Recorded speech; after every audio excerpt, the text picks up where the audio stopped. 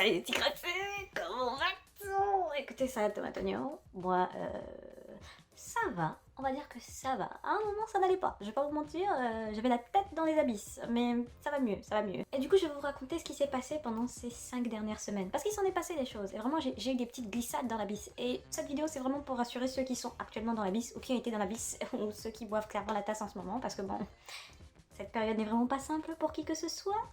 Donc cette vidéo c'est pour vous faire comprendre que vous n'êtes pas seul dans cette sauce moisie qu'est 2020 et 2021. Oui, parce que je mets ça dans la même sauce. Hein. Moi j'ai l'impression de vivre 2020 x 2 là. Bon, grosso modo, pendant ces un mois et quelques, je vais pas dire un mois et demi, mais un mois et quelques, je me suis vraiment de nouveau sentie, mais comme un PQ du quartier. Pour ceux qui suivent ma chaîne, vous savez ce qu'est le PQ du quartier. Le PQ du quartier, c'est la personne que tout le monde utilise. Et à la fin, tu as conscience que les gens t'utilisent et ça te rend malheureux. Et en plus, tu as le seum contre toi-même parce que tu laisses les autres te maltraiter. Voilà. Ce PQ là. Mais tu peux être aussi PQ sans avoir conscience de pourquoi tu te sens comme tu te sens. Et donc moi, pendant ce mois-là, je me suis sentie comme un PQ du quartier. Donc du coup, il fallait faire une analyse. Parce que, bon là, je suis en vacances chez ma tante en Belgique. Je suis sereine, tranquille, j'ai ma propre chambre. Voilà, pour mon anniversaire, j'ai eu un micro, à l'aise, tout ça. Non mais je suis bien, il n'y a pas de maltraitance. Et j'ai pris conscience que c'était peut-être une accumulation. Parce que 2020 n'a pas été tendre. Et 2019 non plus de base. Donc, du coup... Bon, le premier axe, évidemment, c'est Coronavivi, parce que Coronavivi a un peu flingué tous mes plans, parce que de base, j'étais partie en Australie pour faire des économies. Je suis revenue fauchée comme gingembre. En fait, toutes mes économies sont parties en Australie, tout simplement parce que la plupart des business sont fermés, donc du coup, il n'y avait plus de boulot pour les jeunes, et comme il n'y avait plus de boulot pour les jeunes, bah, je vivais sur mes économies, et en plus, je me retrouvais à payer aussi mon loyer en France, et mon loyer en Australie. Longue histoire, je vous la fais courte. Grosso modo, je me suis pris un cure-dent dans le rectum. Voilà, pour rester poli, parce qu'on connaît YouTube. Voilà, en tout cas, je me suis pris, voilà, un ou deux petits cure-dents dans des voies qui sont pas faites pour ça. Puis j'ai pris conscience, en revenant d'Australie en fin 2020, que coronavirus allait probablement durer un moment, voilà, et que donc du coup, mon voyage au Canada que j'avais prévu après l'Australie, eh ben, pareil, encore une fois, petit cure-dent dans le même rectum.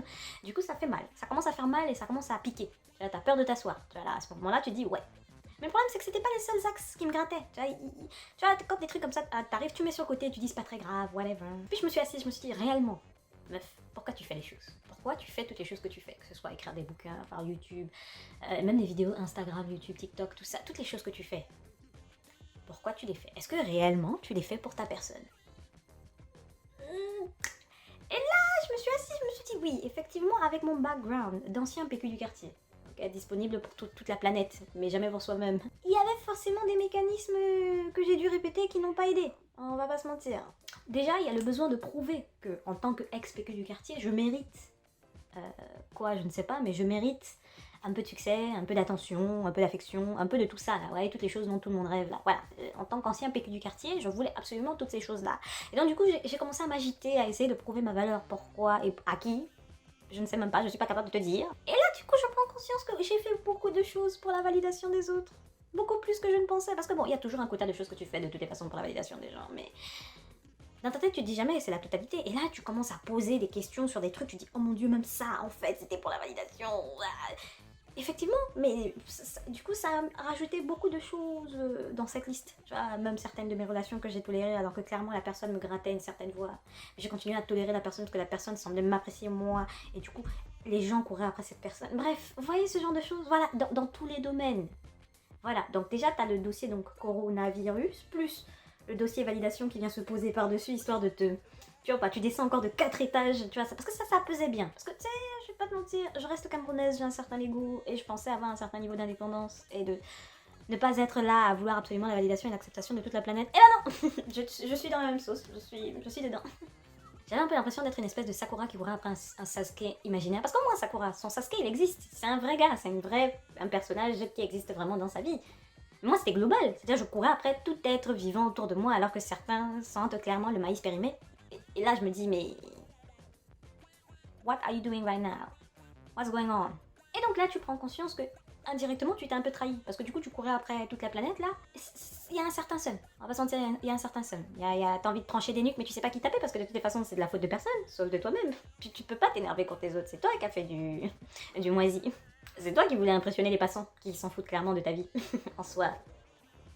Du coup, j'ai posé mon petit popotin et j'ai sorti le petit carnet de la mort qui tue. Oui, j'ai un énorme carnet avec je sais pas combien de pages. Attends, Tu vois ce Fatman Scoop là, Fatman Scoop, hein, lui là, c'est mon meilleur ami. J'écris tous les trucs bizarres que j'ai et des fois je me perds même parce que du coup je ne fais pas d'espace pour chaque domaine, donc du coup tout est mélangé. Mais tu peux te traîner partout, il y a tous mes dossiers dedans. Du coup j'ai posé mon potin et je me suis dit bon YouTube, en vrai est-ce que t'aimes YouTube?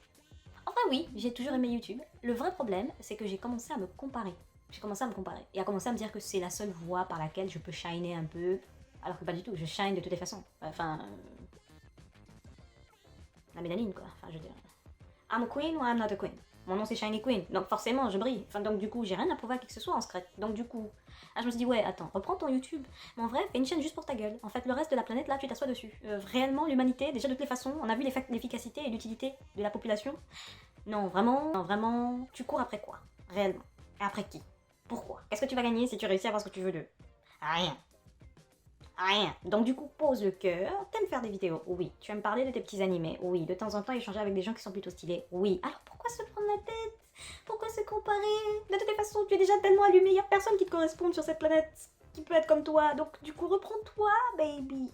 Et là, du coup, j'ai recommencé, tu vois, à sortir de l'abysse. Parce que réellement, au cours de ce mois, je vais pas vous mentir, j'étais très proche du noyau de la planète. Hein. Vraiment, le moral était... Ah non, c'était... J'étais au fin fond des abysses. Vraiment, fallait appeler l'ambulance. C'était chaud patate. Vraiment... Même la voix était dans une ambiguïté qui n'a pas de nom. Puis il y a eu la case Instagram. Et là, je me suis dit, c'est vrai qu'Instagram, en vrai de vrai, je m'abuse plus beaucoup dessus, en vrai. Les gens sont actifs juste pour s'exhiber là avec leur ventre plat. Mais il n'y a rien de fun dessus. Enfin, je me tape pas des barres, des masses. J'ai pas envie de passer des heures dessus.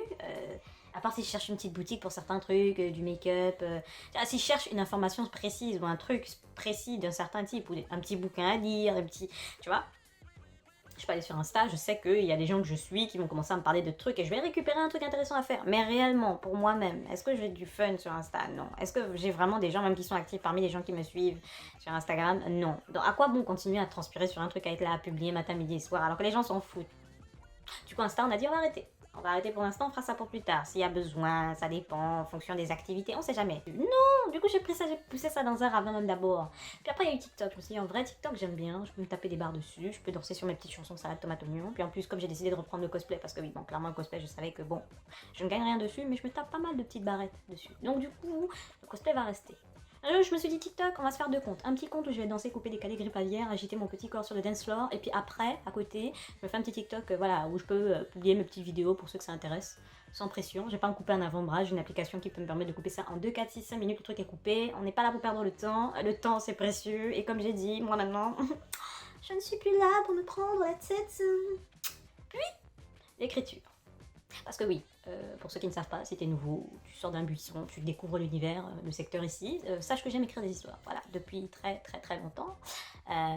Ouais, et je me suis dit, ouais, effectivement, même si je ne publiais plus mes histoires là, maintenant, je continuerai quand même à écrire des histoires, je continuerai quand même à me taper des barres, à enregistrer des petits délires, des petits univers comme ça où je tranche des nuques et tout. Donc oui, j'aurais continué à créer des histoires. Donc du coup, je me suis dit, bon, vu que je le fais, autant le faire. Et si en plus, en parallèle, je peux me faire un peu de thunes dessus, publier quelques bouquins en passant comme ça, pourquoi pas. Donc du coup, je me suis dit, ouais, des bouquins, on va quand même continuer à les écrire. Mais du coup, maintenant, on va vraiment laisser libre recours à son imagination. Donc du coup, sachez-le, dans mes bouquins, il y a des LGBT. Voilà, je vous le dis, moi, je suis pro-LGBT, c'est la famille, il y aura des LGBT dans tous les sens. Les minorités seront versées, voilà, pour ceux qui se posent des questions, ils seront versés partout. Ah, il y aura tous les types, hein. Je suis pas ici pour être... Non, il y aura de tout. Vous aurez de la mélanine sous toutes les formes.